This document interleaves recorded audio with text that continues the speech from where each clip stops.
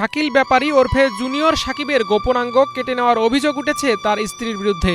মুমূর্ষু সাকিব এখন ঢাকা মেডিকেলে চিকিৎসা। সেই ঘুমে ঘুমে আমাকে আমার কেটে সে পালাইছে। আচ্ছা, এই ঘটনাটা কটার দিকে ঘটছে? এটা সকাল ভোর 4টার দিকে। 4টায়? আচ্ছা, মানে আমি পাশের ঘরের যে আছে আমি ওনাকে বলি ভাই ধরেন, কয় ওই দিক যাও। আমি ভাই আমার একটু ধরেন, রিক্সা উঠে দেন, আমি এগুলোর মধ্যে নেই। সে সবই জানে। এগুলো কি পরিকল্পিত আগে জি থেকে? জি। ইমন খান আসছিল, ইমনের ভয়তে ওরা কথা কয় না। খান মাসুদ নাকি অনেক প্রতাপশালী।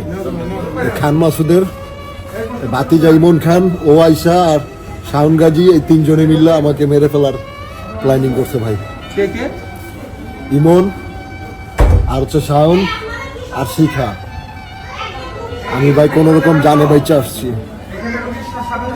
আমার কেটে ওর সাথে করে নিয়ে গেছে। পরে পুলিশ খবর পেয়ে দ্রুত ঘটনাস্থলে গিয়ে অভিযুক্ত শিখাকে আটক করেন। এ সময় ভুক্তভোগীকে প্রথমে বন্দর উপজেলা স্বাস্থ্য কমপ্লেক্সে নেওয়া হয়। অবস্থার অবনতি হলে পুলিশের সহায়তায় তাকে নেওয়া হয় ঢাকা মেডিকেলে। ভুক্তভোগীর পরিবারের দাবি, অভিযুক্ত শিখা তার পূর্বের স্বামী মিলে ঘুমন্ত সাকিবের ওপর এমন আক্রমণ চালায়। কাইটা দুই ভাগ করে হালাইছে, হাতে নিয়ে বৈশা রয়েছে মহিলায়। ওর বিচার চাই, ওর ফাঁসি চাই। হ্যাঁ, ফাঁসি চাই। এই জঘন্য কাজ যদি কোনো মহিলায় না করে, এই বিচার চাই। আমার নাতি। হ্যাঁ, জুনিয়র সাকিবের নানি। জুনিয়র সাকিবের নানি উনি। আমি জুনিয়র সাকিবের নানি। আপনি কি হন? আপনি কি হন? ফুপি। একটু কাছে আসেন, একটু কাছে আসেন।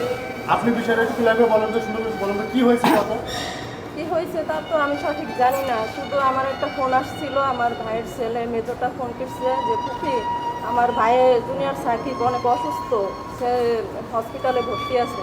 তখন আর কি আমি শুনতে পাই, আমি হসপিটালে আসছি। এখানে আসার পরে কি জানতে পারলেন? এখানে আসার পরে জানতে পারছি যে তার বউ ওই শিখা খান, সে একটা ভয়ানক মহিলা, বুঝছেন।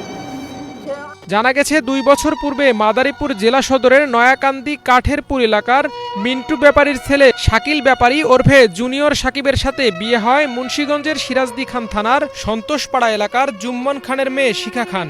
তবে শিখা নারায়ণগঞ্জ বন্দর থানার কান্দিপাড়া এলাকায় বাড়ি নির্মাণ করে দীর্ঘদিন ধরে বসবাস করে আসছে।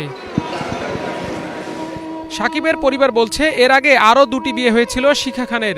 সাকিবের সাথে বিয়ের পর থেকে পারিবারিক বিভিন্ন বিষয় নিয়ে তাদের মধ্যে প্রতিনিয়তই ঝগড়া হতো। 1 সপ্তাহ আগে তাদের বাসায় গেছিলাম বেড়াইতে।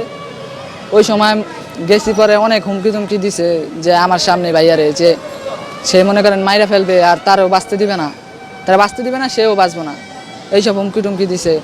আবার বলছে যে তার সাথে সংসার না করলে নাকি তারে ঠিক থাকতে দিব না। ঘটনায় অভিযুক্ত শিখা খানের উপযুক্ত শাস্তির দাবি সাকিবের পরিবার ও বন্ধুদের।